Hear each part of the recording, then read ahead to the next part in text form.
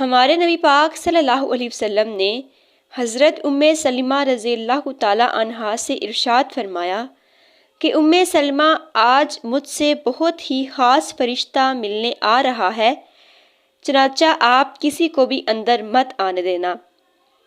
اس لیے حضرت سلمہ دروازے کے باہر پہرا دینے لگیں۔ ابھی کچھ ہی دیر گزری تھی کہ حضرت سلمہ رضی اللہ تعالی عنہا کو ہمارے نبی پاک صلی اللہ علیہ وسلم کی زور زور سے رونے کی آواز آنے لگی۔ آپ بے قرار ہو گئیں، آپ سے رہا نہیں گیا تو آپ دروازہ کھول کر اندر داخل ہوتی ہیں، اور آپ کیا دیکھتی ہیں کہ ہمارے نبی پاک صلی اللہ علیہ وسلم حضرت امام حسین کو سینے سے چمٹائے ہوئے ہیں اور زار و قطار رو رہے ہیں۔ آپ کے آنسو مبارک آپ کے رخسار اور داڑھی مبارک کو تر کر رہے ہیں۔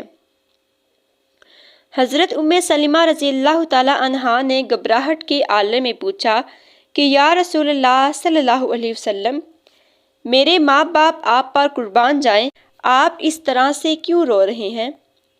تو نبی پاک صلی اللہ علیہ وسلم نے ارشاد فرمایا کہ سلمہ جو فرشتہ مجھ سے ملنے آیا تھا، اس نے مجھے بتایا ہے کہ میری امت میرے نواسے کو قتل کر دے گی، شہید کر دے گی، اور اس فرشتے نے مجھے وہ جگہ بھی دکھائی ہے اور اس جگہ کی مٹی بھی مجھے پیش کی ہے۔ میں اس لیے زار و قطار رو رہا ہوں۔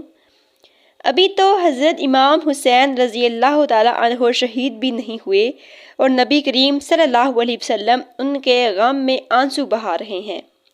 اس لیے غم حسین میں رونا بدعت نہیں، بلکہ یہ نبی پاک صلی اللہ علیہ وسلم کی سنت ہے۔ جو آل رسول کے مصائب پر نہ روئے وہ آنکھ ہی کیا، اس کا ایمان ہی کیا۔